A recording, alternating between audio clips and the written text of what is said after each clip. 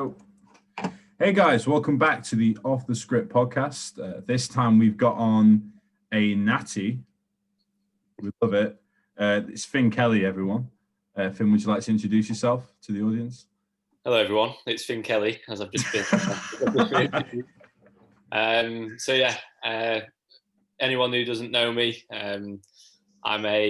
I guess I can call myself a natural bodybuilder now, seeing as I've competed the once. So a natural competitive bodybuilder. Natural competitive bodybuilder. Before that, I was just a natural bodybuilder. I am 23 years old. I live in a lovely town called Loughborough, which is like East Midlands. And I am a PT and an online coach, but I won't be a PT for much longer. I'm transitioning to like just solely online coaching from pretty much this month, which is pretty cool. Yeah. I'm in prep. So obviously I competed last Sunday or the Sunday before. Yeah, Sunday before at the UK DFBA in the juniors. Obviously my first competition, and I came third there, which I think was fair. And then I've got the BNBF show coming up next Saturday, so the 7th of November. I will be in the men's novice class there because the weight cut-off point is different. So yeah, just prepping for that now. 9 days out. 9 days out. 9 days out. Yeah, coming around quick. But yeah, that's me. That's pretty much me, mate. That's cool. I think it's like, obviously, it's a completely different dynamic to like me versus you in terms of like what you've had to deal with while competing.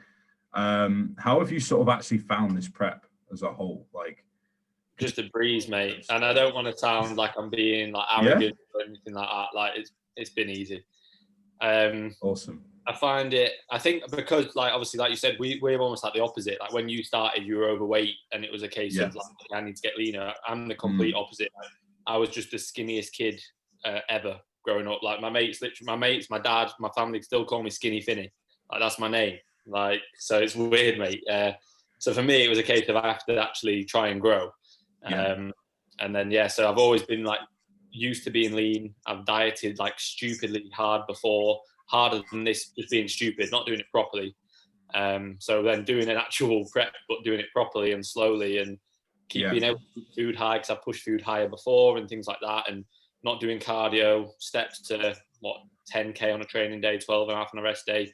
I've not, because it's been such a long diet as well, I've just not needed to push that hard. So it's been great. I've enjoyed it. I'm going to try and keep the routine as meticulous as I can in the off season because I like the routine, and it's not that much different, to be fair.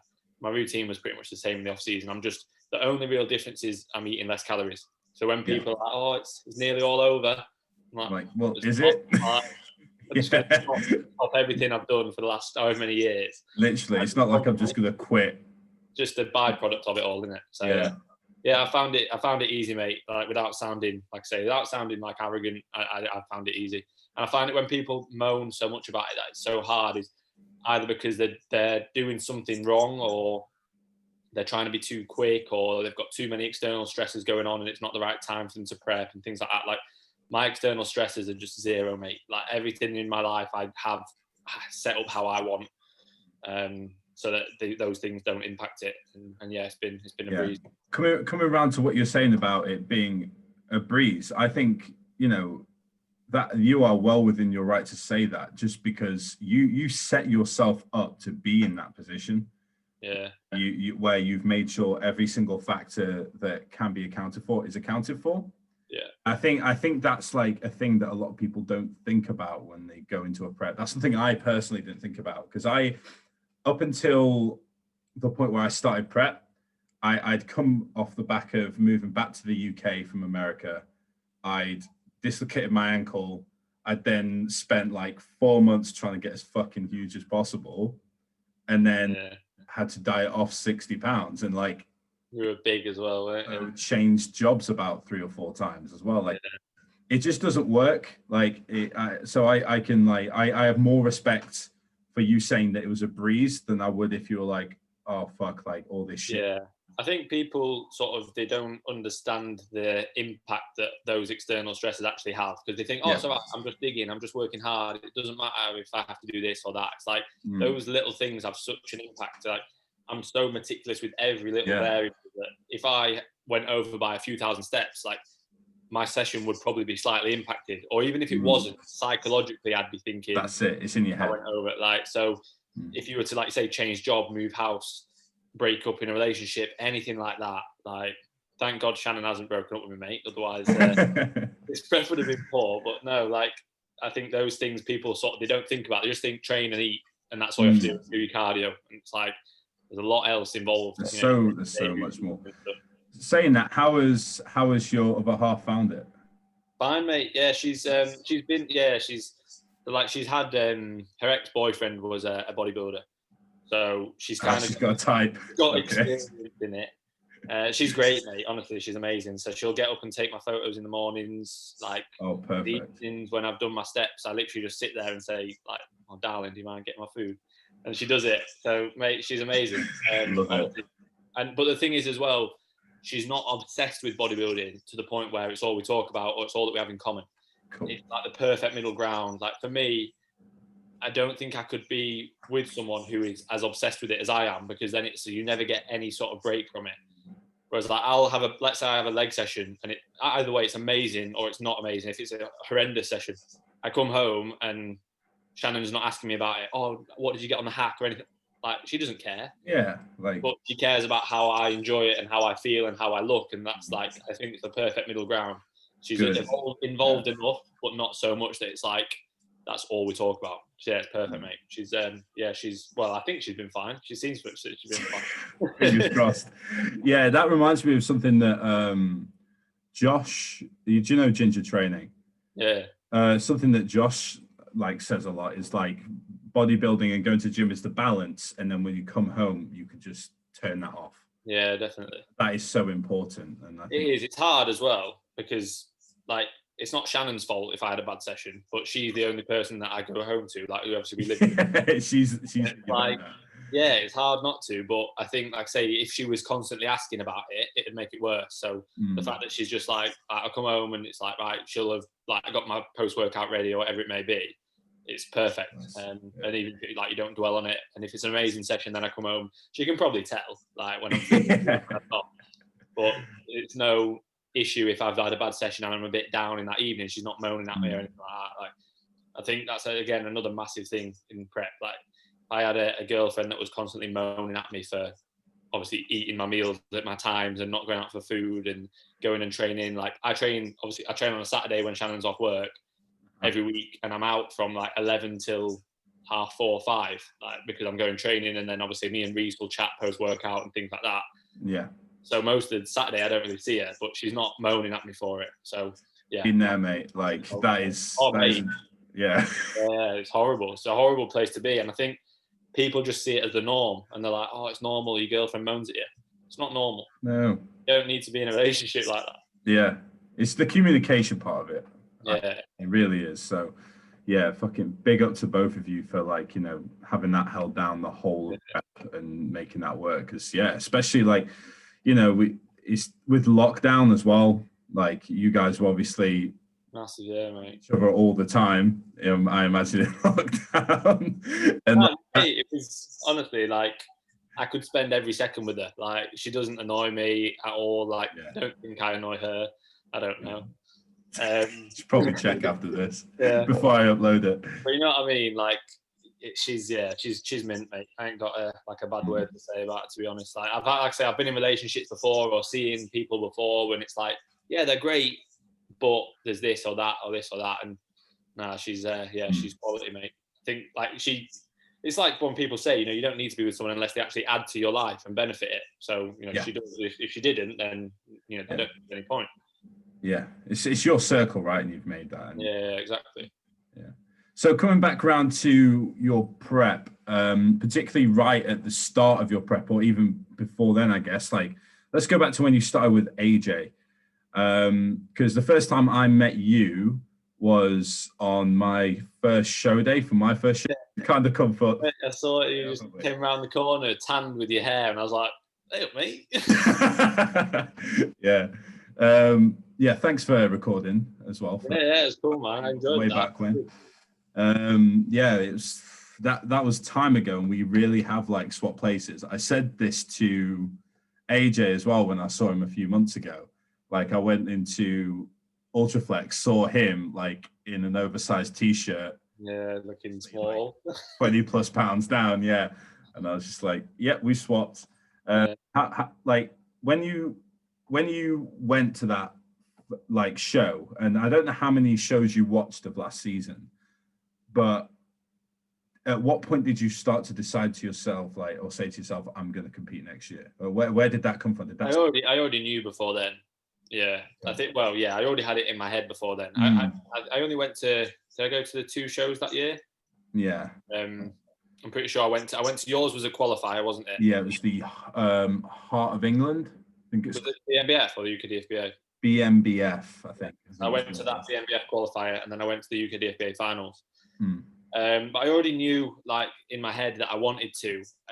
I never, like, I don't know, I can't speak for everyone else, but whenever I speak to most people, when they start training, the last thing that you think is, I'm going to compete as a bodybuilder. Like, you just train because you're either overweight and you want to get leaner, or you're underweight and you want to put on some size. Like, so it was never like in my sights to start off. I remember even saying to people, when I started getting a bit of muscle, people in the gym at uni said to me, like, oh mate, you should look into competing, like, you look really good.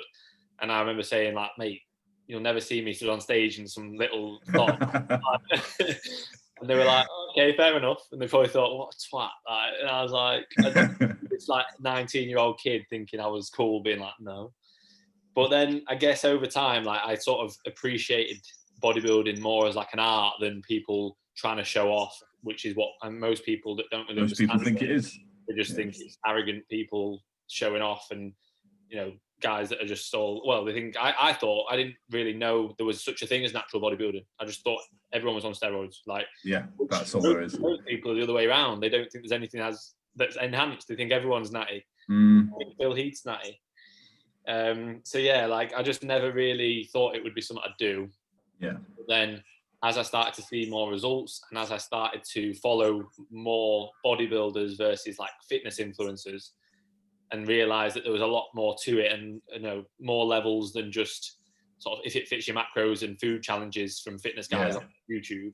And Gymshark, yeah, exactly. Once I got into it more, I was like, shit, this is actually pretty cool. And I like the guys that were doing it, and I like following, you know, all these bodybuilders on YouTube and Instagram and stuff. And I thought, I love training. Why not just potentially show off my hard work and actually have the competitive side of it as well? Yeah. Because I've played football since I was like 4, and played like a decent level growing up, and I was playing semi-pro before I moved to uni. So I then lost that kind of competitive side of me, because I stopped playing football and pursued going into the gym. I just lost the love for football. It was too serious for too little money, and having to get up stupidly early and for the like uni practice and stuff. And then I wasn't getting paid. Now I'd come to uni and I was like, not even enjoying it. So that's kind of how I got into the gym. And then I guess over time wanted that competitive side back. And then I sort of, I guess, just once I started to think, I'm actually not that bad at this. Like, I've got a decent amount of muscle. I've got a bit of shape now. Maybe I could compete at some point. I kind of then, it's quite a quick change. You just get the idea in your head and you're like, right, I'm doing it. Yeah, for sure. And that's me now. That's my life. Yeah. Do you remember like a specific moment where you were like, oh, I want to compete? I don't think so. Like, I guess, like I said, I already had it in my head that I was going to compete. But then when like I came to your show and to the UKDFBA, like, it was definitely like nailed down. Yes, I will do this. Like, and I think even more so, mate, after the other weekend, like, I just had a right good day and a good laugh. Like, even though, like, regardless of the result, like, I just had a fun time on stage. I enjoyed the whole process of traveling somewhere and having a weekend there with Shannon and competing. It's not like you're going for a weekend away for a normal reason. It's like, just enjoyed the whole process of it. So I think even that, like, you know, I know a few people who have done it and then they're like, oh, it's not for me. But I just enjoyed it, and I didn't feel nervous or stressed or anything. Like, I was just proper in the moment, enjoying it. So yeah, I think there's no reason for me not to do it anymore. Like, I think a lot of people will do it and not really not pursue it after the first time. So, but yeah, there was never really a specific moment. I think it was just a gradual sort of feeling that this might be for me. End up being on stage. And that's it. Just like that, it happens. Yeah. So what point did you then decide that you were going to go with age as a coach? Like, I imagine you went through a whole process of looking at different coaches and... Not really, mate. Like, really? I guess you'd think that I would do that. That would be the logical thing to do. But no, like, I guess I've been following him for a little while through, like, just on Instagram, and obviously I'd seen the clients that he had, and obviously I was following like your prep and Jack's prep and Josh's prep and George, and just following all his clients and stuff. And I kind of just thought I kind of want to be a part of that. Yeah.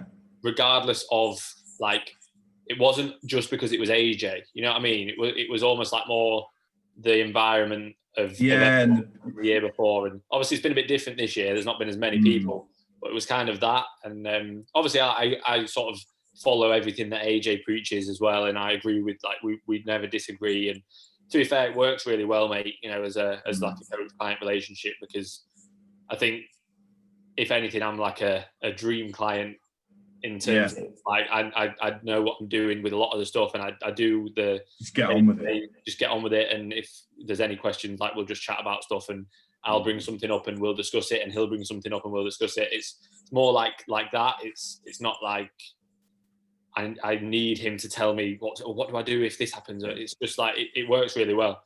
That's a good dynamic to have, because I think a lot of people, myself included, like at the start of my prep, I kind of went into it with a bit of a, I guess, almost like a boxer mentality, where I was just like, shut up and work, just shut up and work. And it took me until probably about halfway through prep where I started trying to actually learn. You know, I think that's where the true value of a coach can come from. Yeah, massively, mate. Like, that's what I try and get across to all my clients. Like, I've explained everything and the rationale behind every change, and even if we're not changing something, why we're not changing something, because otherwise, like you say, what's the point? You're just being told what to do. Like, it's not really what you want, in my opinion anyway. Like, I know some people prefer that, and I think at the high level, I understand that. Like, if I was like top level, I would be happy for someone who was like a great coach to just be like, this is your meal plan, this is your training program, do it. Don't, like, think about learning anything. But at our stage, we need to learn. You know, we're not there yet. Yeah, for sure. Where do you actually see? I'm going off the rails a bit here. Where do you actually see yourself in terms of competing? How far do you want to go with it? So, like, you've got some potential. Like, I think that's safe to say. See, I don't think I have. Like, I'm very realistic in the fact my genetics aren't amazing at all. They're okay. Like, they're not bad, but they're not great. When I train with people, like when I train with Reese, Reese's genetics are great. They're still not incredible, but Reese's genetics are amazing. Like, if I trained with someone whose genetics were worse than mine, I'd probably be like, oh, mint, I'm the dog's bollocks. But when you train with people who are bigger and stronger with you all the time, like, I don't think I ever really train with anyone who is weaker than me, to be honest, or smaller than me. I'll always try and train with people who make me realize my true potential. But in terms of where I think I can get, like, there's no reason I can't be a very, very, very good natural bodybuilder. I have no interest in going enhanced, because I'd just be an average enhanced bodybuilder. I'd rather be a decent natty bodybuilder. Yeah. It's not about money or fame in it for me. It's more about sort of the constant strive to just progress in all aspects of life, and just, like, for me, it's more like I say, it's just like if I can go from A to B and look back at my physique and be like, fucking hell, like, I've done that naturally over, it might be 10, 15, 20 years. Yeah. For me, I'll be just as happy as if I jumped on gear and was a bit bigger. Yeah. That the only reason I would want to is for the training performance, because I'd be able to be stronger and recover quicker, and that's about it. And it's cool looking big, but for me, it's not all about that. It's more so like I say, just personal growth. Yeah. But yeah, I think I can be a good natural bodybuilder. I'm not going to say I could be the best that's ever lived. But I think, like, there's no reason. Like, I know that I'm very meticulous with everything that I do. I know that there's not really anyone that works like as hard as I do or harder. And everyone works hard. Like, of course they do. I'm not saying I work the hardest, but it's relative. We all work hard. Yeah. But I know that I'm stopping PTing because I need to be hitting every single meal at the exact time that I want to eat it. I want to be doing my steps at the exact point and hitting them bang on. I don't want to be coming home from the legs on a Wednesday night and having to go and train 2 clients in an evening when I'd benefit from putting my feet up and having my meals and relaxing. Even if that means I lose out on a bit of money and things like that, you know, for me, it's more about how can I completely optimize everything that I do for me. And if that means sort of missing out on a little bit of money in the short term, in the long term, I'll be more successful in bodybuilding, in coaching, in life. I'll be happier. So yeah, it's hard to say, you know, where I see me in the future, but I think as long as I'm happy with where sort of I'm at, it's not about just winning a specific title or becoming a pro or anything like that. Like, as much as I know that's a huge goal for a lot of people, for me, it's you're a pro. Like, you just say all that's different is you can say I'm a pro. I'm pro. And you have a little card. Yeah. Like, and that's not me being disrespectful to anybody at all. Like, I just think it's not, you know, when people's goal is to become an IFBB pro, their all-time lifetime dream. I just find it very odd, because I think, well, when that happens, what then? Surely there's a massive crash then, because you think, oh, I've done it. Yeah. For me, it's just constantly trying to improve and just be happy day to day. Like, I think that's like a very level-headed and objective way of thinking about it, because like myself, I will say straight up, like one of, and I like specifying one of my goals that I want to achieve in my life would be to turn pro. But that's one goal. Yeah. Like, out of the many other goals that I have and will have in the future, like I think if you put all your time and effort into bodybuilding, great, you'll be the best you can be at bodybuilding. But at the end of the day, like, that can only take you so far. Like, we're not all, let's be real, like, we're not all Phil Heath. We can't all actually get there, like, you know. And no, I think that's it. People realize the role they play, the genetics. Like, it's crazy how big of a role that the genetics are going to play. Yeah, especially when you get to that level. Like we can all look at someone, like, I think I can look at Keefe, I'm sure you agree, that you look in Keefe and you can say that guy's going to be pro, and he's probably going to be a pretty good pro if he does decide to make that leap. Like, something like that, I can see it happening. But the difference between me, same with David. Yeah, same with David. Like, the difference between us and them, ridiculous. Like, there's exactly levels to this. So I think that's a very smart move. Very smart move. Yeah. That's it. That's what people don't realize. They think, oh, well, like, the only reason that these people are where they're at is just because they work harder. And it's like, well, don't get me wrong, like, I'm not taking anything away from them. They work incredibly hard. Yeah. But they also have top tier genetics. Yeah. It's like, if there's any sport where that's important, it's this sport.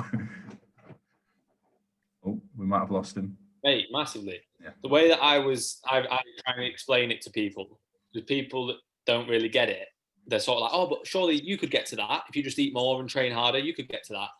These are, like, when I explain it to them and say, right, so think of the ugliest person you've ever seen in your life. They want to be a supermodel.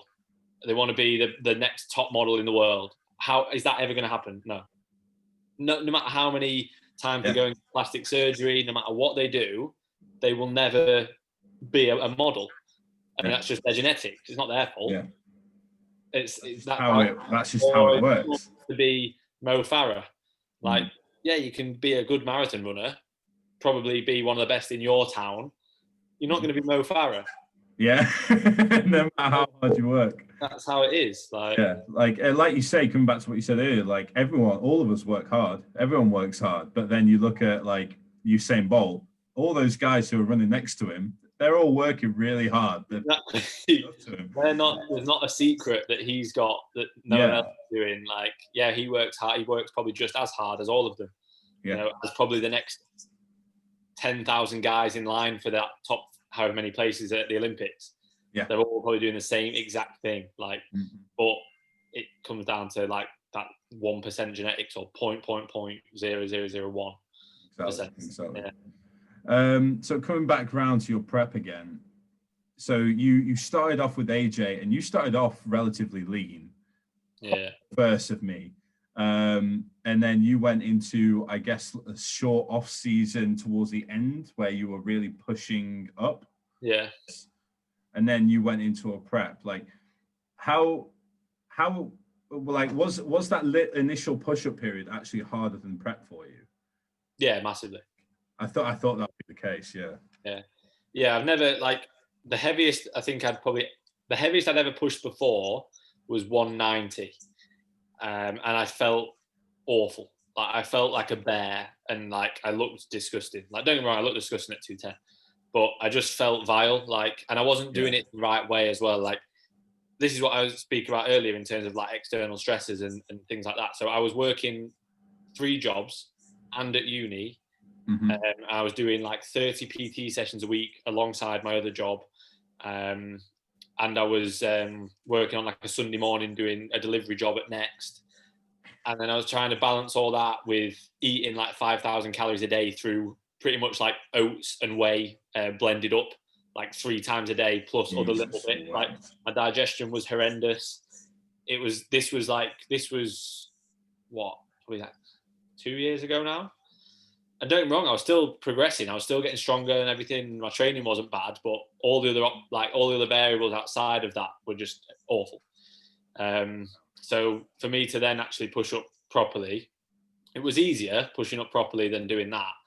But it was still like force feeding myself like over 5,000 calories on a training day, and then I think pretty much 5,000 on a non-training day. It's not easy, mate. You know, like, no one finds that easy. Yeah. Now it'd be nice, but not easy. Like, so, and I haven't been hungry in prep. Like, I've been tired, I've been drained, I've been dragging my feet a little bit, I've gone hypo a couple of times. I've not been hungry though. Like, not once have I thought I'm starving or I can't wait for my next meal. Like, my next meal is where my next meal is. It doesn't matter how I feel. I don't even feel how I feel. You know what I mean? It's weird. It just sort of just when it is. Like, I don't know why I've not been hungry. I can't really explain that. Well, I guess I was hungry for the first week, like when I actually went into a deficit, and obviously my hunger hormones switched. And then after that, once your ghrelin balanced out, so you were fine. Exactly. That's I wish I could relate. I wish it was the same with me, because I remember, like, we were very different, obviously, in how our preps ran. And for me, by the end of it, I think I didn't have any refeeds or cheats or whatever until 2 weeks out from my first show.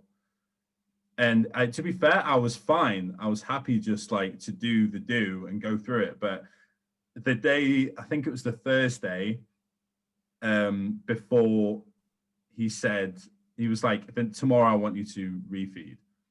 And then for the next like 12 hours, I was just sat there so excited, like a kid on Christmas. I was like, yes, I'm finally getting some fucking food. But like, I kind of get that when you've been in it for so long as well, and especially coming from your background where I guess you've been dieting and you know how to diet, and you've lost a bunch of times and you've dieted harder than this, like, yeah, it must have been pretty chill, to be fair. Yeah, it's been nice, mate. The refeeds, to be fair, have been like massively beneficial. So it's almost been like, I'll dig at the start of the week, then I'll fill up, then I'll dig, then I'll fill up. So I'd always get to sort of the end of the beginning of the week, so like Wednesday, Thursday, and I'd be like, oh God, I'm ready for it. Yeah. But I knew I had one. So it was almost like that. You were constantly being topped up. Yeah, exactly. So it was like, if you don't mind me asking, like, what is your like actual macro breakdown like for a refeed versus your average training day? It's changed. It basically went up slightly like over time, and we're going to push it even higher for this week coming, I believe. Okay. I'm going to pull up some pictures on screen as well while you talk. So let me, while you do that, I will go and, you've done, no, don't worry. Basically, my training day macros, like right now, are, 275 carbs. And then on my refeed days, it's 700. So it's like over double. That's how I look now, but that's not good. They're not the good photos. That's me, mate. That's me. This is me, like very flat, very, very flat. Yeah, currently very, very flat. Look at your fucking arms. You say you are flat. You can tell you're flat, but your arms are still fucking wham, mate. Yeah, my arms, like I do get, like, if there's one body part, obviously people comment on or get asked about, is my arms. Yeah. And I can only relate it to people who have got good calves who go, I don't even know why. It's just genetics. Again, it's genetics. Like, don't get me wrong, like my arm training is good. I get real good connections with my arms. I always have. That's the medal. But I can't really say why exactly that they're great. I used to do an arm day when I was at uni. On a Friday night, I'd go in and do arms, so there might be some relevance to that. But gotcha. I'll do 2 bicep curls, and my arms just go boof. Like, it's crazy, mate. They just pump like ridiculous. It's weird. Any other body part, I don't get that connection with. Have you ever had any like actual like physio work done on your arms or anything like that before? I go and see a physio, but I've not had anything done specific to my arms, mate. I won't let them touch them in case they he fucks them up. What do you usually actually like? What do you get worked on when you actually do go to the physio? It depends what's battered that time, mate. There's always fair enough. Yeah. Every time there's something new. I go to Aaron, ABS or AB Sports Therapist, which is close to East Midlands. Shout out to Aaron. He's a good guy, to be fair. I don't know if you might know him, or you might have seen him on Instagram. He's got like. I probably have. He had Jamie Joe Halling the other day. He's had. I know which one. Yeah. But yeah, he's a good guy. And I just go and make whatever is causing me an issue that week or that couple of weeks. I go every other week. So recently, like, I've had an issue with my my pec and like my pec sort of delt tie-in. So he's been working on that. And then last time I went, my hips were really tight because I have sciatica. So he worked on my hips. But these are all just things that I just train with and get on with, kind of. But it's nice to try and get them looked at and sorted a bit. They're never perfect, you know. It's just one of them. I just kind of train with them, and they're not taking away so much from my training. I just get on with it. It's not not like they're agony. They're just annoying. Something I will really try and address in the off season. If I can, you know, have no niggles, that'd be amazing. But it's just, I don't think it's realistic, mate. Yeah, that's something that I'm sort of battling with now. And I've literally today been going back and forth in a group chat with Tim about, because I trained legs yesterday. I'm definitely feeling some fatigue build up, and I keep sort of thinking maybe I should deload, because I very rarely have a deload. Like, I can sort of just go through it and keep working. But the moment I feel something slightly off, I'm like, okay, this might be a time to get a deload. But like, I had it where I trained legs yesterday. My left leg felt a bit funny, but it was fine. Like, carried on, could do like leg press, load it up, completely fine. And it got round to this morning, and I woke up this morning, I tried to stand up and my knee felt like it had really bad tendonitis. And like, now I've been walking around on it for a few hours, it's completely fine again. Weird. But like, I know that. Yeah, it's one of them. Like, for me, that's something that has benefited me a hell of a lot recently. And again, like, you know, you're constantly learning. Like, me and Reese tried to train like in lockdown. Me and Reese were trying to do 6 days a week, but like, and the amount of axial loading we were doing, the amount of barbell work we were doing, the amount of stability we were having to create, mate, we did it for three days and we were fucked. Like, it just wasn't going to happen. So that's something that me and Reese have spoke about a lot, is actually planned D-volume weeks every 6 to 8 weeks, regardless of how we feel, because we know that will benefit us, and it has done so far. So it's kind of what we've been doing. And to be fair, my volume is pretty much at baseline at the minute.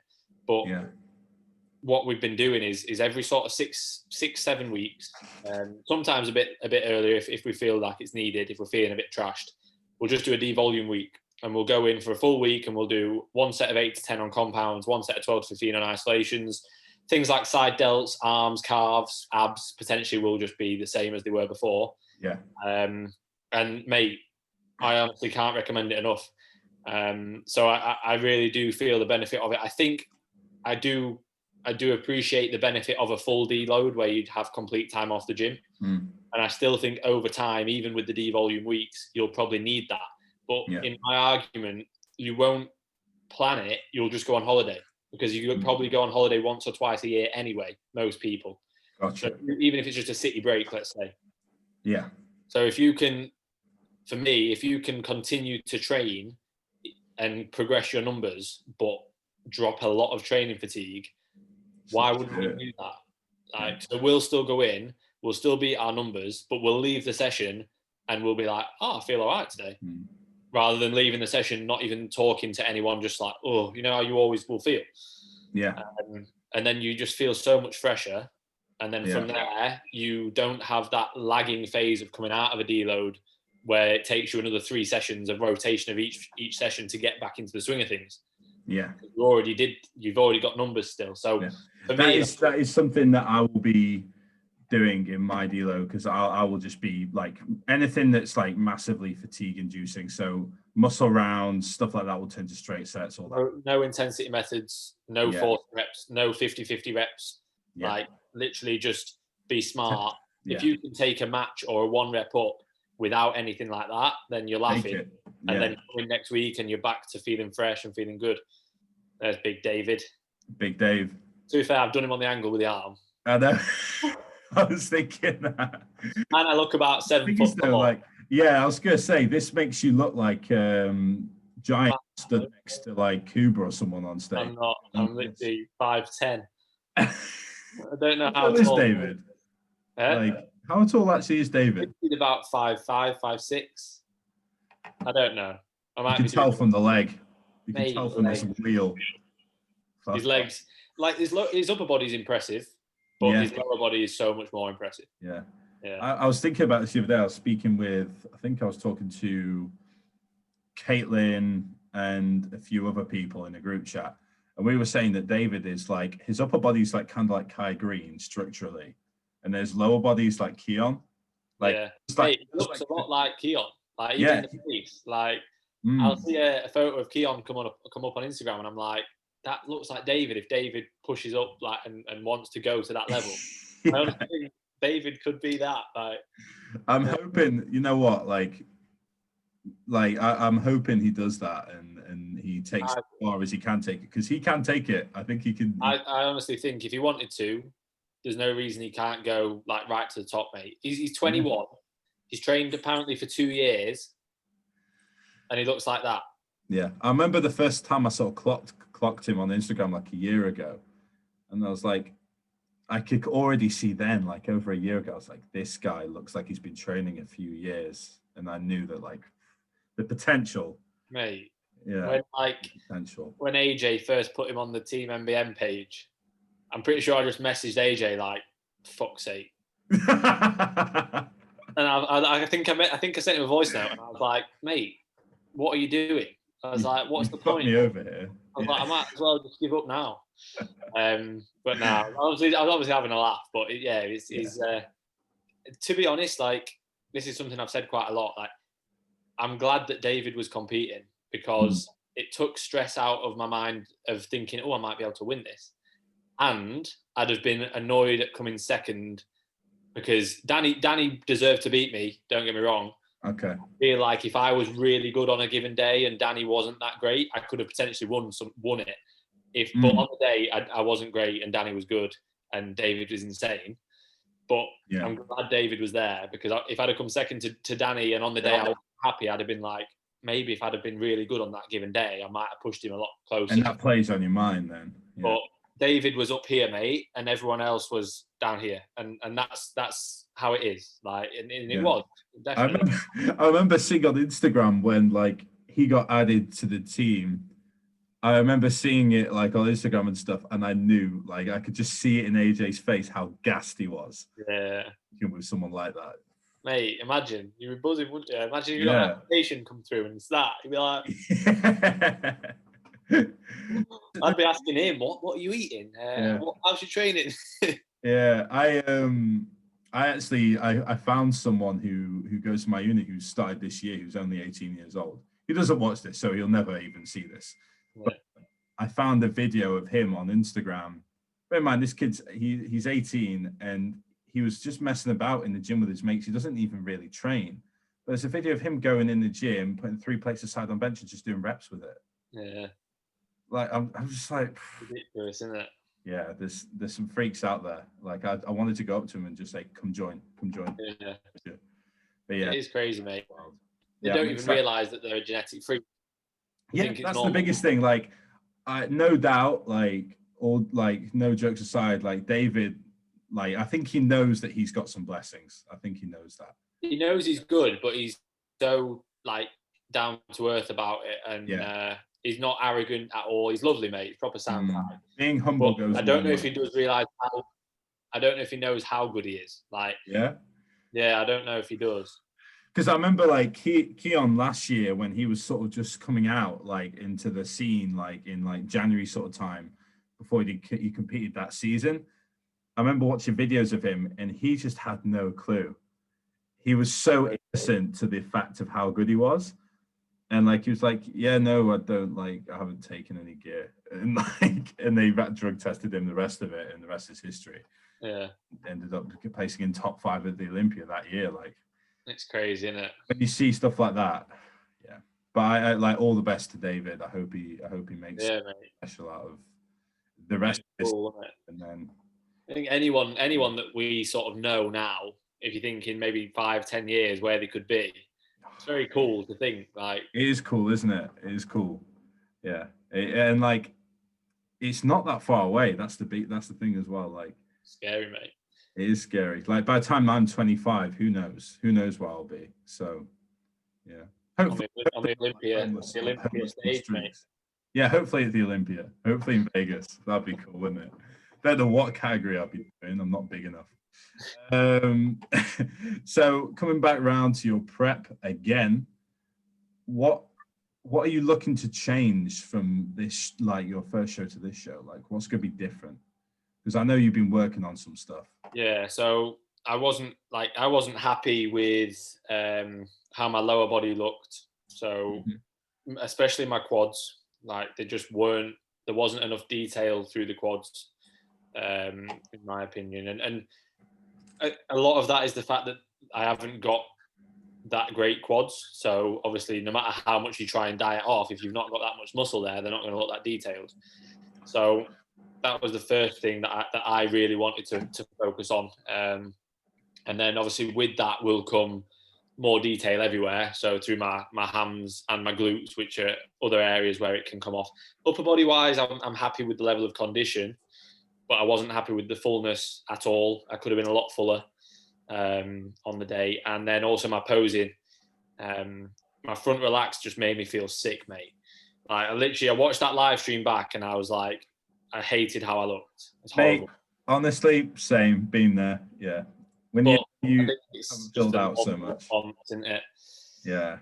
And that's typically, I think, how a lot of first shows go for a lot of people. Is that like it is a learning curve, and yeah, massively. And it's like, don't spill, and that's like the game, isn't it? Yeah. I spent like a good 10-15 minutes the night of the show just practicing my front relaxed after the show. Like, I went home, chilled out, watched the live stream. As soon as I finished watching the live stream, I was posing because I wasn't happy with the posing. Everyone listening and watching, take notes. That's how you learn. That's how you progress. But it was like, and as well, because I'd eaten a bit more after the show. Like, I didn't have anything off plan. I just ate more of what I was having and had it as like a normal high day. I was so full because me and Shannon just sat for the rest of the day with our feet up, watching, like, I had the live stream on and I had football on in the background in the hotel. I was so chilled out. Obviously the show was over, so I dropped so much sort of fatigue and stress, and then I looked loads better that night. So yeah, I want to push fullness a lot more for the BMBF. Yeah. But I really want to be harder through the lower body. I feel like the only thing that really sort of wasn't complete on stage was my quads, in terms of like their condition. Everything else. I will say that your quads though have come up massively. Oh yeah, they've grown a lot, but they're still shit. Like they have come on a lot, but they still need to come on a lot.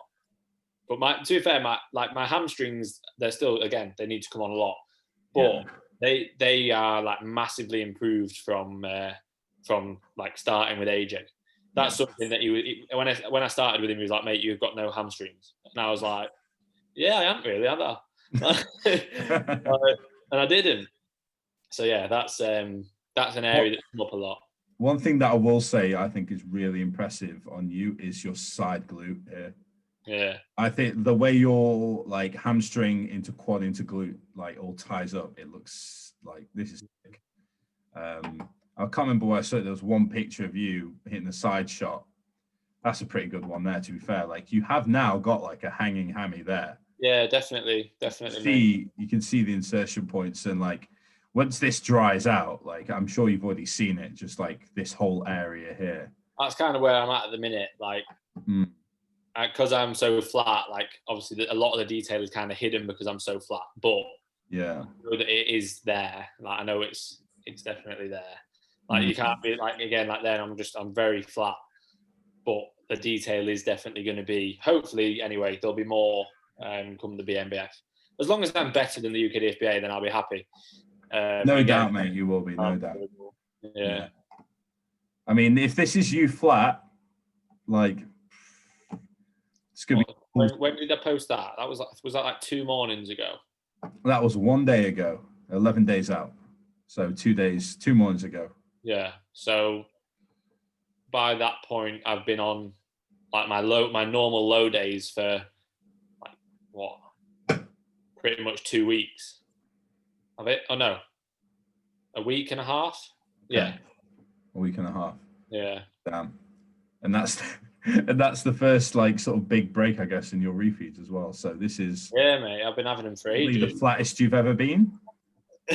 Probably not. Yeah, I am in a. I don't like. Before the show, I was posing after every session and stuff, and like loving it. Now I'm like, right, just go home, chill. I'll pose before bed, or I pose in the morning. Most mornings, I'll pose all morning, like for an hour or whatever. Do you have it where, because you're now like pretty peeled, where you wake up one morning, you start hitting posing, and everything clicks. Everything is like crap. Yeah, it's nice. It's like most mornings it's sort of like a bit hit and miss, and like depending on how long I wait. Usually, I'll get up, I'll come up, and I'll like rehydrate, and I'll work for a good hour and a half, 2 hours, and then Shannon gets up. So by the time then she's got up, that's when I take my photos. So I've got water in, and I've had a coffee, but I haven't had any food. But if I was to pose straight away, I feel a bit like lethargic and flat. But if I pose, like say after I've had a good amount of water and coffee, I'm like I'm ready for it. This is something I should do next time, because I took all of my check-in shots, and my flatmate took them pretty much within 15 minutes of me waking up. Yeah. Look at all the posts of me posing in like the corridor in my flat last year. I look absolutely shagged, mate. I can tell I just woke up. It's so hard posing though. As soon as you wake up, if you're not rehydrated, and even just the fact that you're so tired, like you can't open up a lat spread. 10 minutes upon wake, like it's just not going to happen. You're going to be dehydrated and just so tired that you don't even like know how to do it. You almost have to wake 100%. Up to get the posing right. Posing's fucking hard. It's not easy. Like think at every single pose, I'm still thinking about everything I'm doing. Especially when you're depleted. Depleted. Gets real hard real quick. Exactly. One thing I did want to actually look at was this post here. At what point did you actually get in touch with Mark? Because I saw you were working with him, right? And going through posing and the rest. Mate, he literally he trains at Progress Works where I train. And he just came up to me and was like, how long have you got? And I was like, I didn't know whether he meant the machine or prep or what. And I was like, 2 weeks, mate. And I assumed he meant prep. Yeah. I'm pretty sure that's what his first thing he said to me. You think so, wouldn't you? And I was like, yeah. And then he was like, just chatting to me. He was like, I've seen you on Instagram. And I was like, this is cool. This is cool.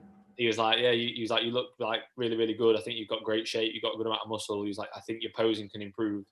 And obviously he's going to say that because he's like a posing coach. But mate, he wasn't trying to sell me anything. He was just trying to help, of course. Like he's just a nice guy. He's a lovely guy, mate. Yeah, I remember I spoke to him once, I think it was way before he was with his like current coach, Abdullah. He was Ultimate Fitness for a little while. I remember speaking to them, super sound guy. But proper nice guy, mate. And he just said, literally, he was like, oh, well, just let me know when works and I'll take you through some posing. And then I just chatted with him on Instagram. And then after legs on a Saturday, he came in for like the last half an hour of the gym being open and just ran me through posing. It was really cool, to be fair. I feel like I've accidentally deleted it, but we posed next to each other afterwards. After he took For real? we posed next to each other. And the footage, like, it's funny, but it's good. And I think I've deleted it. I think I accidentally deleted it. Like, shit. No, you know when I was doing a video every day for YouTube before my show? Oh, they've absolutely posted that straight away. No, but I think I accidentally deleted it like 2 days out from the show. And I was like, in my head, I was like, for fuck's sake. I just thought, I can't let it stress me out. Did it not go to your recycling bin on your computer? No, mate, I deleted it off my camera. Oh. Like, yeah. Shit. I didn't delete it on, like, I needed space on my camera to film more stuff. And I was just like, delete. And it was that. And I was like, oh, shit, I've not got that on my laptop. I kind of had a similar situation last year where, annoyingly, I didn't actually have any videos myself of it, but Phil Heath, when he was over at Ultimate Fitness, had a look at me posing. Yeah. And I, in my panic, because Phil Heath was looking at me posing, didn't ask anyone to like film me while I was running through. Mental, that, isn't it? And then one of the muscular development crew just videoed it and put it on his story, and I've just got like a little like screenshot of that. But like, I'm so annoyed. In the spur of the moment, stuff like that, you forget like that. Yeah. You want to capture that memory kind of thing. Yeah. Absolutely. I was just so sucked into the moment, like. Yeah. But Mark was like, "Don't post anything," because this was like a week before the Alicante show. Yeah. So he was like, I'm keeping like how I look under wraps. And I was like, gotcha. Yeah. And then obviously when I watched that live stream, and I was like literally last Saturday I was chatting with him, and he's there, and he looked, mate, he looks so good as well, like insane. Did you have a little like devil on your shoulder just being like, you should post that picture, you should post that? No, like I kind of thought, imagine if I did, but I thought, why would you? Like, it's such a dickhead thing to do, but imagine like 2 days out, Mark Hector looking like this, ready for his show. Like, it's on Big Strength and Power. Credit to Finn Kelly coaching. But no, he was honestly, mate, proper nice guy. They all are though. Like, why would he be? You know, it's like I always say this to people: if I was to get to a higher level or get more followers or whatever it may be, it's not going to. It wouldn't change me in the slightest. Like, absolutely. Why would it? You know, you're not any different as a person. You know, it doesn't give you the right to be any different. So, you know, there's no reason you would be. Yeah, but he's proper sound. And he's in person, like, it was like a couple of days before this, I think. And he was training back. And me and Reese Reese was doing a dumbbell press, and he was next to us training on a T-bar row. Yeah. Just, mate, like, just ridiculous. Like, when you stood in, like, photos, I don't think photos do anyone justice, because like no photos of pros do them justice. Especially if they're stood on their own, because you've got no comparison. But when you're stood actually next to them, his arm is as big as your chest, like your whole width of your body. Yeah. It's like, what? Trust me. Crazy. Like the same thing with me last year. Like, people don't realize as well that Phil Heath is not short. No. He's almost the same height as me. Yeah. He's like a little bit taller than you. He's tall, and his arms are bigger than the width of my leg. Yeah. So, like, crazy, isn't it? Yeah, and it, like, that's one of the reasons why I loved going to Body Power like a few years ago, just to see when it was good person, because you just be like, fuck, one day I could make this. One day, not gonna happen. No. Anyway, let's move on to your plans for post show. Obviously, like, your head is glued on with what you're doing right now, and I'm sure you're like completely in the zone for this next show. But I am, but I'm obsessed with what I'm doing after. Yeah, I've programmed like all my food. I've already programmed how I want my training to be.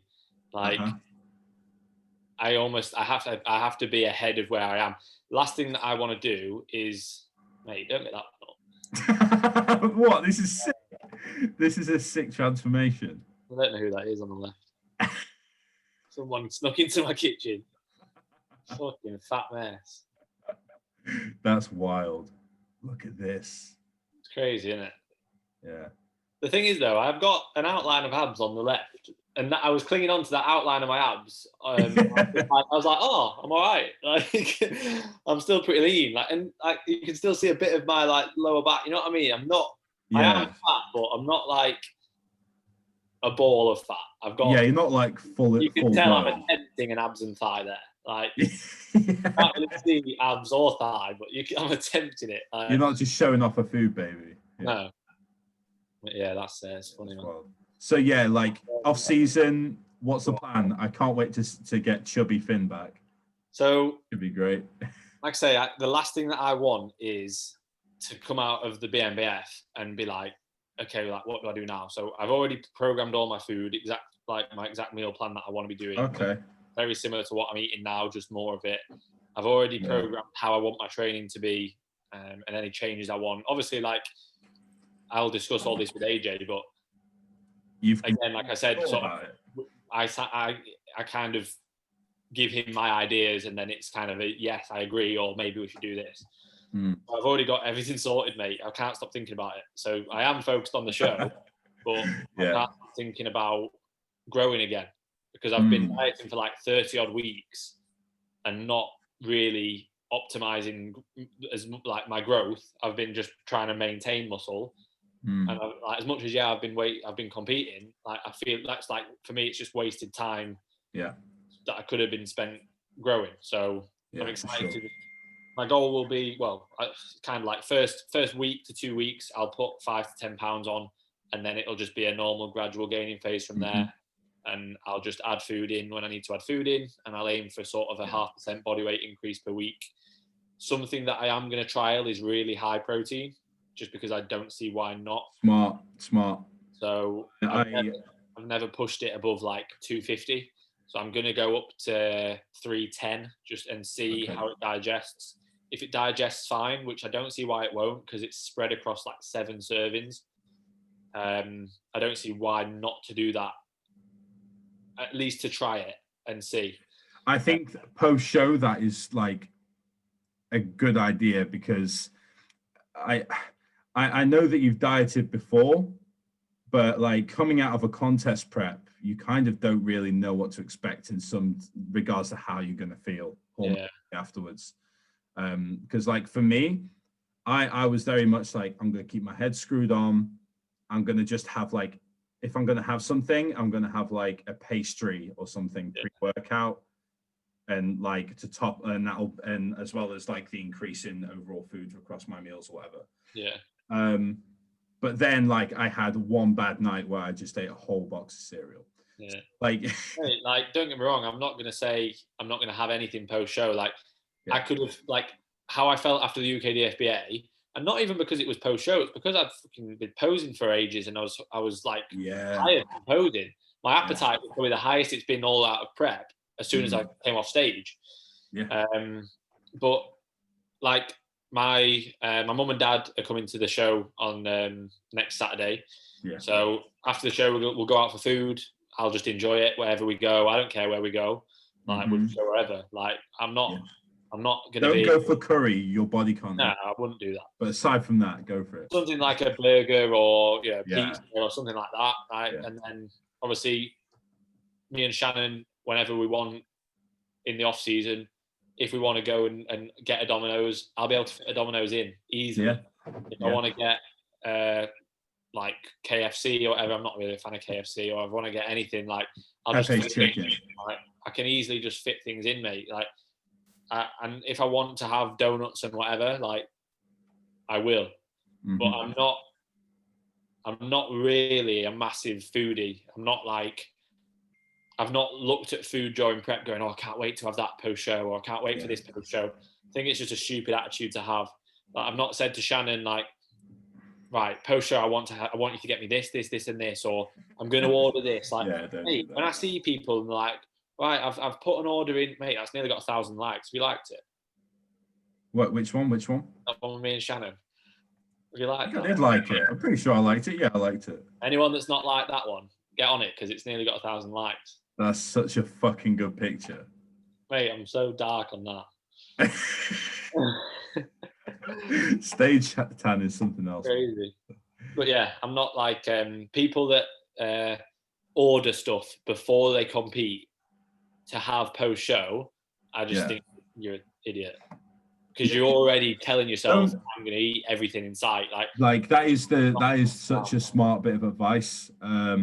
Post show for me, I didn't plan anything, and that's the best way to be.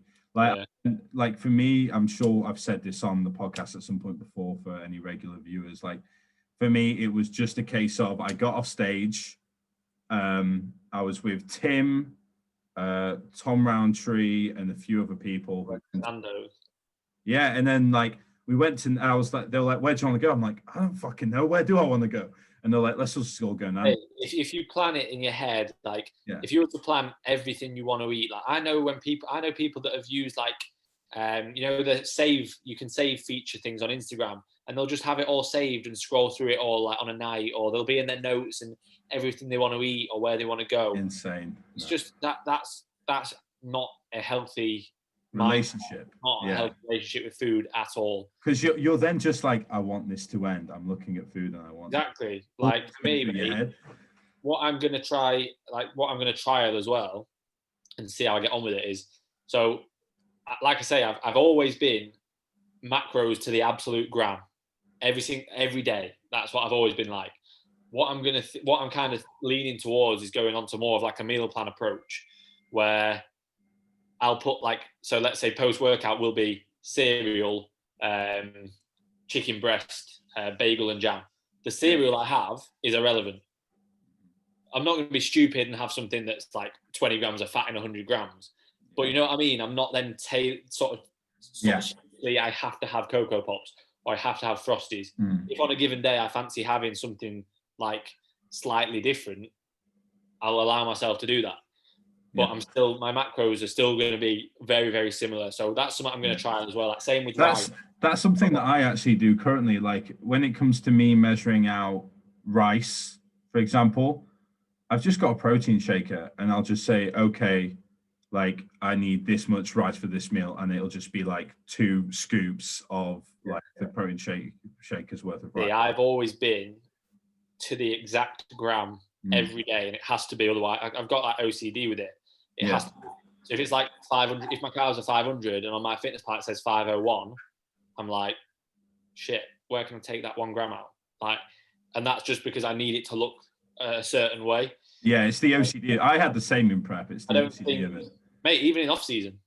In off season as well for you. Yeah, this is what I mean. This is why I want to be as meticulous, but allow a little bit of flexibility if I can. I should be able to, but it's just weird. Like mentally, I struggle with stuff like that. That's not like, again, that's not like a bad thing either. Like at the end of the day, it's like what is the most gratifying thing for you and what is healthy for you and what makes you happy. Yeah, exactly. While maximizing performance. Yeah. And if that works for you, that works for you. Yeah, exactly. So I'll play around with it. If in my head all I'm thinking is, oh my God, I've gone 3 over, I'll just go back. Like I say, I'm not a massive foodie anyway. Like I think I am, but I just think that I have a good sort of mental attitude towards it. So like I love food. I feel like I love food as much as the next person. But I also feel like I'm mentally strong enough to the point where food is almost irrelevant at given times. You know what I mean? Like, it's not gonna get me through anything. Like, I don't eat with emotion or anything like that. Like, I won't feel like I have to, let's say, comfort eat if something bad happened or anything like that. Like, I wouldn't turn to that. But I do love food. I enjoy nice food, but I kind of enjoy routine more, which I guess is a bit weird for a lot of people, but I think like this is a conversation I had with someone recently about how like people's relationships with food do vary, but it's all like everyone likes food. Like anyone who says, "Oh, I don't care about food," crazy. Like Yeah. Everyone has like an attachment in some way to food. It's just how, like, what level are you on with that attachment? Like, I'm lucky in saying that for me, my personal outlet in life and like my catharsis, I guess you could say, day to day is training.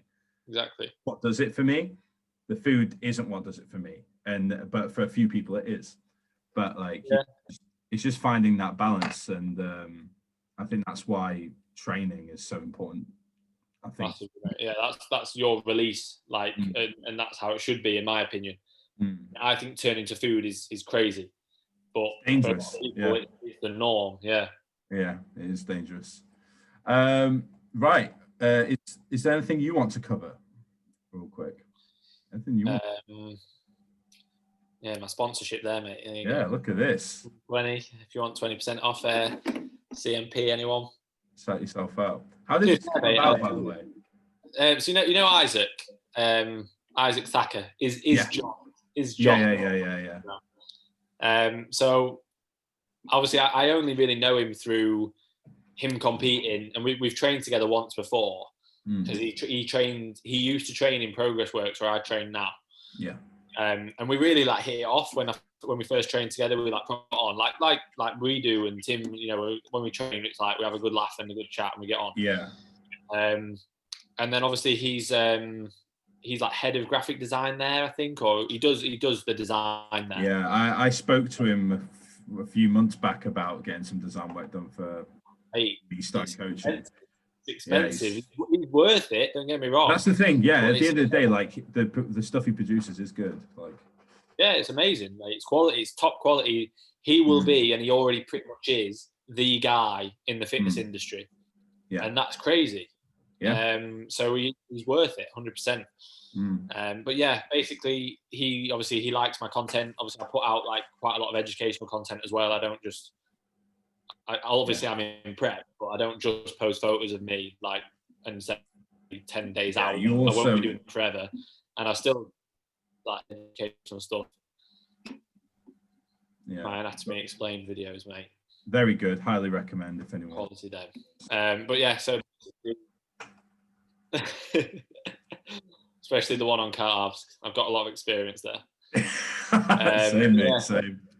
With my basically just like put my name forward, and then they just contacted me and said like, did you want to join the team? So yeah, it's good, mate. And really, you know, they really sound like. So I was with the Protein Works before, and like they were okay, like they were sound, but it's a lot more like personable with CMP. So like there's a woman that I deal with, and she's lovely and really helpful if I have any questions or anything. Whenever I need a new product, she's happy to get it sorted and things like that. So yeah, it's quality. Really recommend like the EAAs and the creatine and the basic stuff like that.